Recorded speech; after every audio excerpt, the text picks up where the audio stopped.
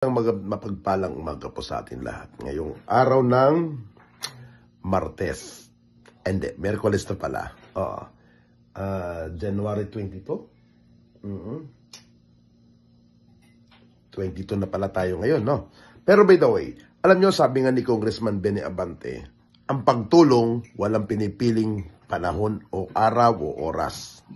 Yan ang sinabi ni Congressman Benny Abante. Napakaswerte nyo, mga taga District 6 ng Manila. Kasi kahit anong araw, pag siya pinupuntahan ninyo, nandyan ang kanyang opisina, handang tumulong, handang kumalinga, handang tumugon, at higit sa lahat, handang makinig sa inyo na taga Maynila.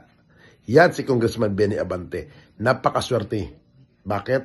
Kasi nagkaroon kayo ng kinatawan sa Kongreso na dumadamay sa inyo. Kaya, tignan natin, yung kanyang mga ginagawa ay para din naman po sa mga taga District 8. Again, congratulations po sa mga taga 6 District ng Manila kasi napakabutit, napakasipag ng inyong congressman.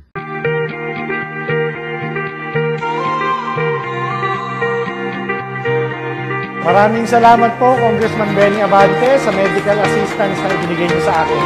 Salamat po kay Kong Abante. Malaking tulong po ito sa amin.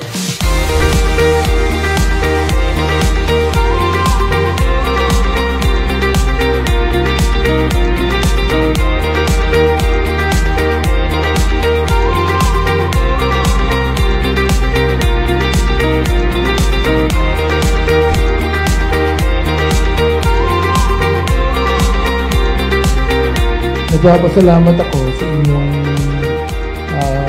talagang pagsuporta sa Congressman. Salamat ha. Ang iba sa inyo, 2004 lang, leader ko na kayo.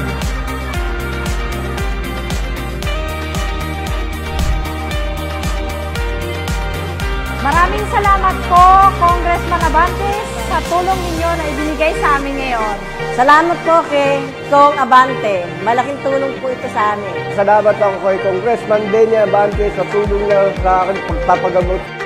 Tunay na nagsaserbisyong walang pinipiling panahon, tawagin na natin ang mananatiling Congressman Benny Abante!